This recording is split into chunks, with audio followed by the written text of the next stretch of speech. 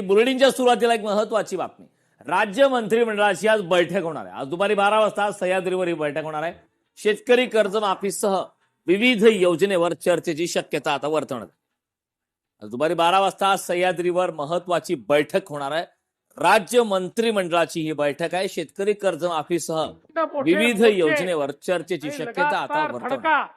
या विधानसभेवर भारतीय जनता पक्षाने केल्या आणि त्यातनं कर्जमाफी सारखा मुद्दा ऐरणीवर आणला आणि म्हणून मी पण निर्णय केला, अण्णांना तर काही देता येत नाही, पण इथे यायच्या आधी शेतकऱ्यांची कर्जमाफी करूनच या ठिकाणी यावं आणि म्हणून 56 लाख शेतकऱ्यांची कर्जमाफी केली. पहिल्या टप्प्यात परवाच 6 लाख शेतकऱ्यांच्या खात्यामध्ये 5,000 कोटी रुपये जमा केले. आता हळूहळू करत पुढच्या महिन्यात 2 महिन्यामध्ये सगळ्या शेतकऱ्यांच्या खात्यामध्ये त्या ठिकाणी पैसे जमा करणार. जे प्रामाणिकपणे त्या ठिकाणी कर्ज भरतायत त्यांच्याही खात्यामध्ये 50,000 रुपये जमा करणार आणि त्यानंतरच मला असं वाटतं की खऱ्या अर्थानं अण्णांना आपण दुसरा काही या ठिकाणी उपहार तर देऊ शकत नाही, पण जो लढा तुम्ही अण्णा सुरू केला आज त्याच लढ्याप्रमाणे या ठिकाणी आपल्या सरकारनं कर्जमाफीचं काम करून दाखवलेलं आहे. दुसरे मी सांगू इच्छितो, खरं म्हणजे या देशामध्ये छत्रपती शिवरायांनंतर छत्रपती संभाजी महाराजांनंतर खऱ्या अर्थानं मराठी साम्राज्य जे आहे, मराठ्यांचं जे साम्राज्य आहे, हिंदवी स्वराज्य आहे, या हिंदवी स्वराज्याला विस्तारित करण्याचं काम, ते स्थिरावण्याचं काम आणि अखिल हिंदुस्थानामध्ये त्यावेळेस मोगलांनी हिंदूंच्या आराध्य दैवतांना मोडलं होतं. त्या पूर्व पश्चिम उत्तर दक्षिण सगळ्या भारतामध्ये त्या सगळ्या देवालयांचं घाटांचं निर्माण करण्याचं कार्य जर कोणी केलं असेल तर ते पुण्यश्लोक अहिल्यादेवी होळकर यांनी 2.5 वर्ष का लागली त्याला. व्यक्तिमत्व होतं, ते अगदी हवं वाटणार अशा प्रकारचं व्यक्तिमत्व होतं. त्यांच्या जाण्यामुळे निश्चितपणे जुन्या पिढीतला एक जाणता नेता, एक द्रष्टा नेता आपल्यातनं निघून गेलेला आहे. मी त्यांना विनम्र श्रद्धांजली अर्पण करतो. त्यांच्या कुटुंबावर आज हे जे दुःख कोसळलेलं आहे ते सहन करण्याची शक्ती ईश्वराने त्यांना द्यावी. श्री सतेज बंटी पाटीलजी यांच्याशी माझं फोनवर बोलणं झालं. त्यांना माझ्या शोक संवेदना मी दिलेल्या आहेत आणि पूर्ण शासकीय इतमामात त्या ठिकाणी त्यांचा अंत्यसंस्कार व्हावा अशा प्रकारचे निर्देश देखील देण्यात आले.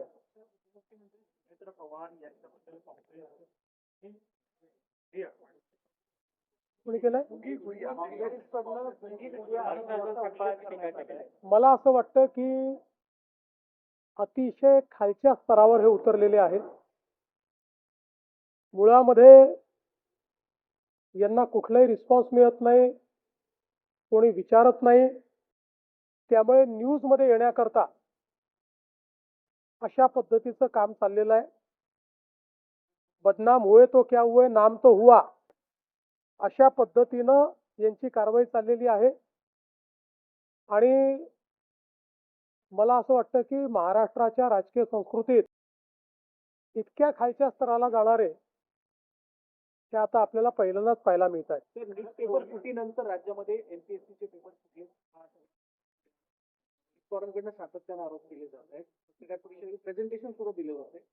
मी कुठलेही प्रेझेंटेशन वगैरे आज बघितलेलं नाही, पण यापूर्वी त्यांनी ज्यावेळेस आरोप लावले त्यावेळेस त्याचं उत्तर स्वतः एमपीएससीने दिलेलं आहे आणि एमपीएससीने त्या संदर्भात जरी 3 महिन्यांनी आरोप झालेला असला तरी पोलीस कंप्लेंट केलेली आहे आणि पोलीस चौकशीची मागणी स्वतः एमपीएससीने केली.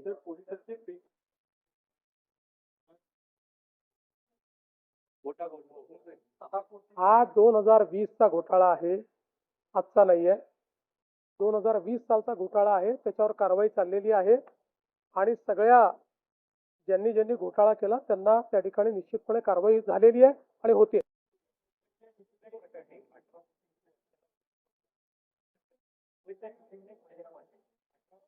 वर्षाला होणार प्रोग्राम आहे राष्ट्रगीत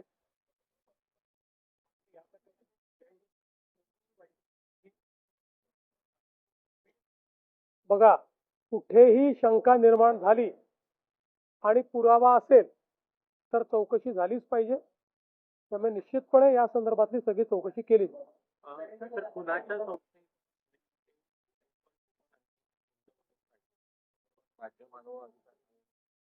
देखील पाठवले मला माहित नाही, मी नोटीस बघितला नाही. जरी 3 महिन्यांनी आरोप झालेला असला तरी नमस्कार पोलीस शेतकरी कंप्लेंट मित्रांनो, केलेली आहे शेतकऱ्यांसाठी आणि पोलीस महत्त्वाची अशी चौकशीची बातमी मागणी आलेली स्वतः आहे. MPSC ने केली. शेतकरी मित्रांनो, तुम्हाला सर्वांनाच माहिती आहे की राज्य सरकारने निवडणुकीपूर्वी शेतकऱ्यांचा सातबारा कोरा करणार अशी घोषणा हा केलेली होती. 2020 चा परंतु घोटाळा आहे. शेतकऱ्यांचा सातबारा कोरा न आजचा करता नाहीये.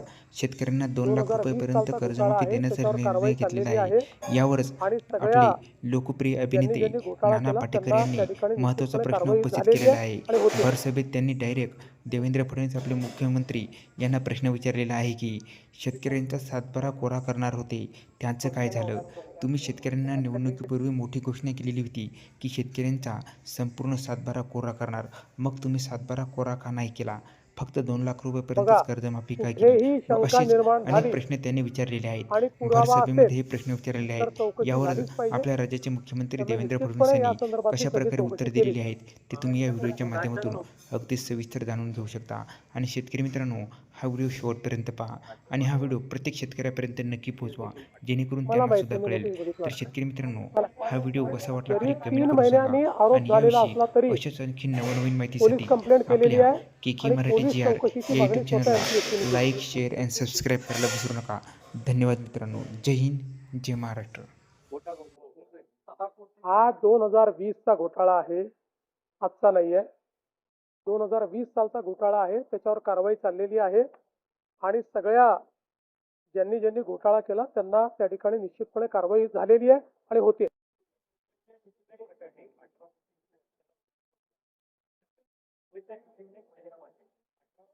वर्षाला होणार प्रोग्राम आहे राष्ट्रगीत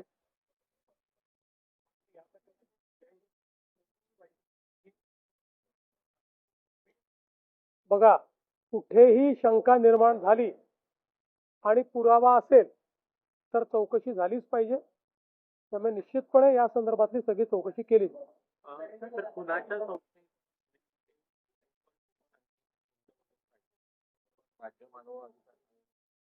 देखील पाठवले मला माहित नाही, मी नोटीस बघितला नाही. मला